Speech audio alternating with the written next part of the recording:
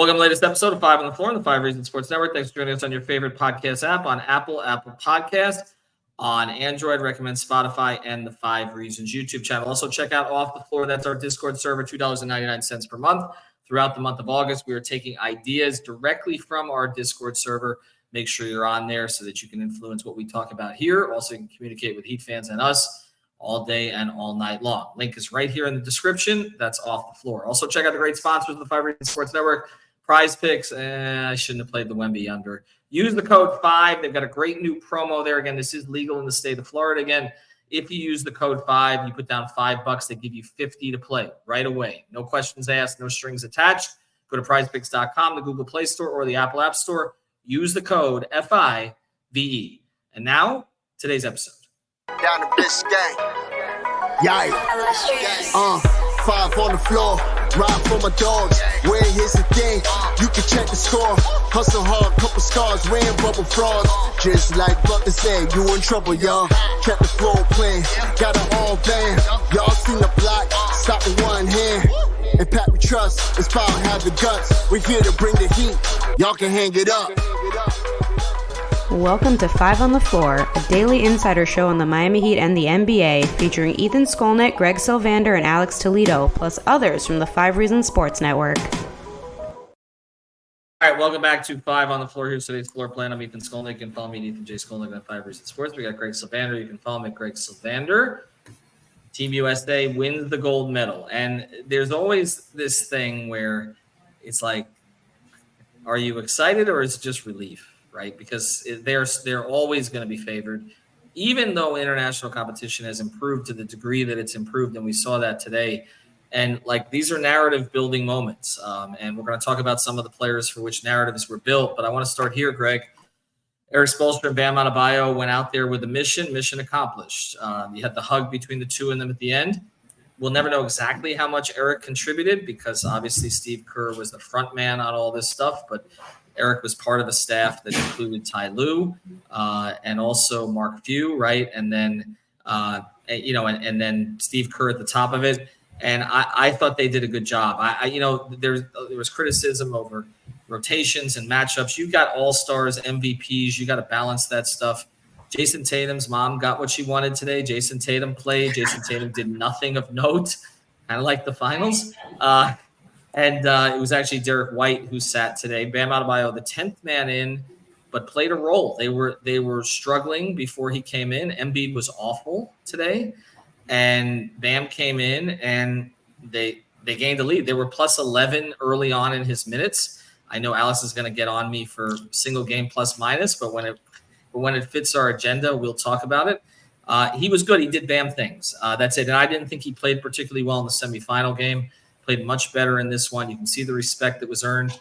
And again, when they pulled away before Curry did his magical stuff at the end, when they pulled away earlier in the game and at least gave themselves somewhat of a cushion, which France then ate into, Bam was on the floor with 4 starters.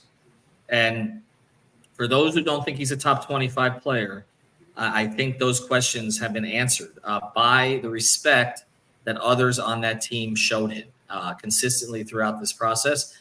And I think he'll come into the season with the wind at his back, as will Spoelstra. It's got to be rejuvenating for him. And now Erik can take about a month to kind of chill. The draft is over with, and then I'll see him in the Bahamas. But basically, let's start with the Heat angle of this. Nothing negative to take out of any of it. No, all positive. The fact that Bam came in and played a role today was huge. And what a moment at the end where you saw Bam draped with the flag, giving Spoelstra a big hug and them kind of, like they're celebrating, but also you could see that there's some relief involved there, as you mentioned. So all good stuff from Heat angles. And it was just a day of moments like that. That was the overall theme today. Steph Curry came to the rescue with, I think it was 3 threes in the last 2 minutes. So there was those moments. There's him with the night, doing the I got my phone in my hand, where he's like, and it's not good for podcast audiences, but I'm basically, I thought it was just great. I thought that LeBron, KD taking, he's probably now the best player that we've ever had in the Olympics. And that's a huge mantle for him to carry now. And I think it's a cool way for him to kind of regain some of what's been muddy otherwise with him changing teams so much and struggling with injuries and stuff like that. Like, this was just a lot of guys, you could tell that they really gave a damn and they cared about getting it done today. And it was cool to watch. Yeah, no doubt. And look, I think Steph being the guy to carry it home is perfect, honestly. LeBron was the best player on this team throughout the tournament. The passing today, again, otherworldly. I just kind of wonder what Pat's thinking when he sees LeBron doing this stuff 10 years later and how many titles they would have won together. It looks to me like Bron can play at a high level for another 3 to 4 years. I think Steph can too, probably at least 2 or 3. And Durant, in the rightful place in the starting lineup today. It all worked out. And again, like I said, the Jason Tatum thing, I think for Heat fans, that was somewhat satisfying. It was a good overall Olympics, but I want to pivot to the other part of this, which is that guy who plays for San Antonio, he's going to be a problem. I mean, again, we see the talent, the intelligence, the commitment to the game, the work at all that kind of stuff. But then there's something else about having to step up on the biggest stage. He's playing in front of his home country. He's playing against, some of the best players in history. And to have that game against them, like if there's a villain arc, like it may start with this game for him. Like you could see the way that this affected him afterwards. Yeah. Wembanyama is going to be incredible. Like I just hope for health and look, he's in the right organization. Other than Miami, San Antonio's organization, I would pick for him because they will put the right pieces in place around him. They did not last year, but it was transitional. Chris Paul will help him this year, kind of bring the most out of him. But the league's on notice now. The league has 2 years. That's how I view it. It's a great point. Right? I mean, once they start to put it around, like I did a podcast with Brady about who's next. I think the answer is obvious. We're looking for something else, whether it's or Ant and it could, all of them will be part of it. But it's not just the talent level or the unicorn nature of Wemby. It's the makeup. That was tremendous. A U.S. player is going to come out of that thing with enormous respect for what he did. By the way, Yabusele probably deserves an NBA contract again. He plays with Real Madrid. He was good in this tournament, but they got pushed. And I think we're going to do an episode tomorrow about we're going to draft U.S. and international teams, and you're going to see where this is going. The top 4 in the MVP voting were international players this year, and that's where this is headed. And so this may have very well been the end of an era.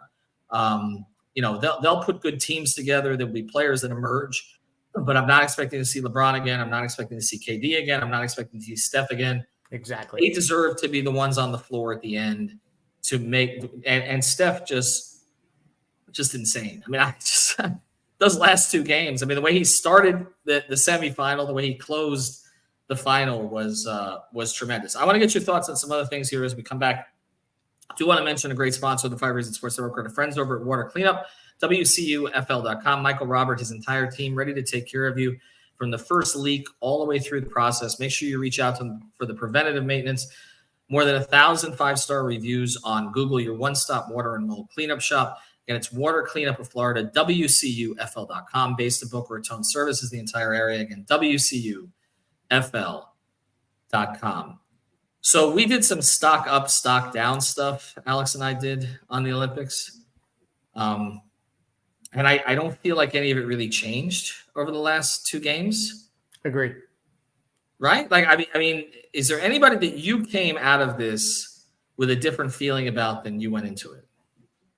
Not really. No, I kind of feel like everybody played up to their expectations, and the guys that maybe there was a part of me that thought Anthony Edwards would be maybe more featured and have a little bit of a bigger offensive role, but he had his moments throughout the tournament. It's just in the gold medal game, it was the vets that kind of took them home. So I feel like everybody had their moments. Bam had his game where he led the team in scoring, so you got to see some of that. If there's anything, it's more validation across the board that you're seeing guys do things that you expect them to do. They put the team together.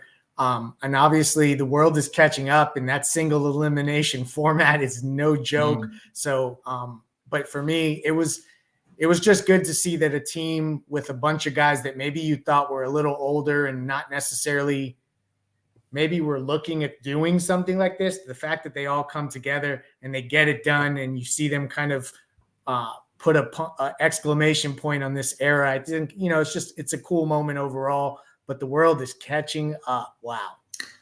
They are. And I mean, this game could have gotten away there late also. Let me go through some of the numbers on it. Curry ended up 8 of 13 from 3, 24 points. I thought Devin Booker was really good in this tournament. He's changed my mind about some things, right? Like his ability to fill a role was impressive.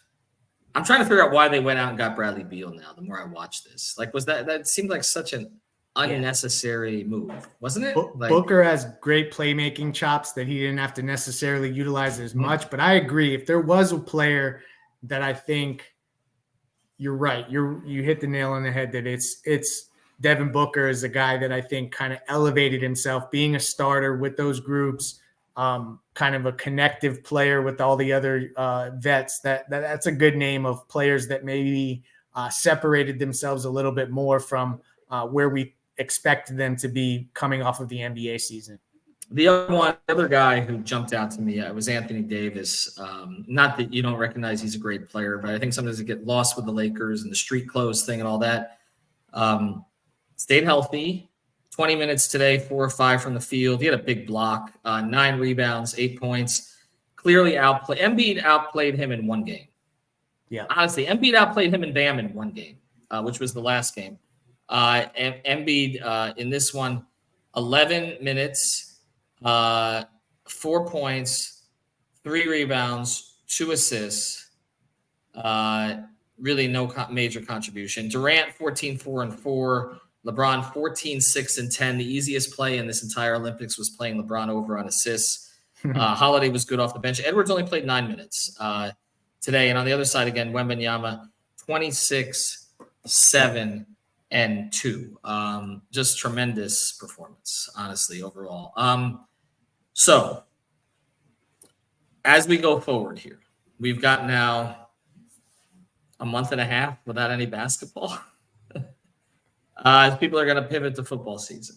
So I'll say this. This is the one question we'll leave people with this as we pivot off of the Olympics, and hopefully the Heat will make Bam available. I would think that they probably would. But let me ask you this. They're going to hang a banner for Bam, right? They will. Absolutely. This is his second, right? You're right. Timmy's got 1. Zoe has 1 with the Heat. Bosch predated the Heat with his. Dwayne, 1 with the Heat, I guess. Do they add like a snipe to the bottom of it when it's multiple ones? He doesn't get I think they might. banners, does he? I think they might. Actually. Okay, so and then who else? Who am I missing? So Zoe, Timmy, and Dwayne, LeBron. That would be it, right? And That would Bam. be it. Yeah. Do you want to give one for Spo?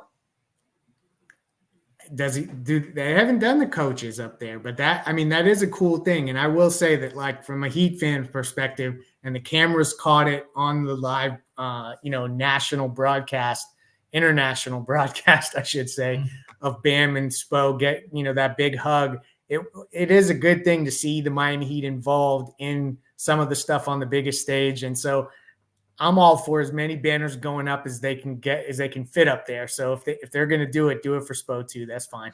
Is the Jordan one still up there? The Marino one still up there? I almost don't want to look. But I'll ask this question, and we're gonna leave people with this. A short episode. We'll come back with something longer tomorrow. What do Heat fans have to look forward to over the next 6 weeks? You want me to answer that? I want you to answer that. You're going to have to do a lot of visualizing Bam taking a step, Jimmy being healthy, and Jaime taking a much bigger role going forward. Those are the things to look forward to. I think that it's going to be a long stretch here between the Olympics and training camp, and there's not really any kind of trade winds blowing, so everybody kind of understands that this is the roster that they're going to probably head into the season. But I don't know, maybe unexpected. Who knows what the hell will happen between now and then, but it seems like it is going to be a long stretch here. But if there's anything, you're looking at the guys on the court, and everything you've seen from everyone appears to be like they will come in focused, and you've got a group that's got motivations, whether it's Jimmy playing for money, Bam kind of taking over the team and owning that captain label, or Tyler kind of getting the fragile label taken off of him. So there's lots to think about as it relates to the Heat. But, the excitement is going to come from Jaime's jump. I think that's where the Heat fans should really be placing most of their attention at this point. Well, and then just a couple other things. I hear Terry Rozier looks great in workouts, so that's a positive right now. And Duncan's back on the court. So, we talk about the back injury. Again, I know the Heat fans are going to say we're trying to sell them on hope with a lot of the same players, but we'll see how the players fit this time around. Expecting the team to go to the Bahamas for training camp in late September. We'll have plenty of coverage coming up until then. Obviously, one thing we're going to do next week, and you guys can hit us up on Twitter with these, or we more appreciate on Off the Floor as a subscriber. We're going to do the top 40 players in Heat history. They're not quite at 40 seasons, but 37 is not a nice enough number to use. So we're going to go with the top 40 players in Heat history.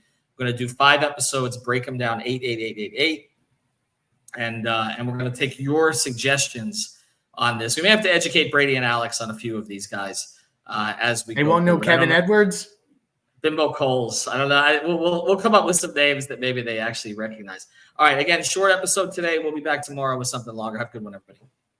Thank you for listening to the 5 on the Floor on the 5 Reasons Sports Network. After all, someone needs to listen to my dad.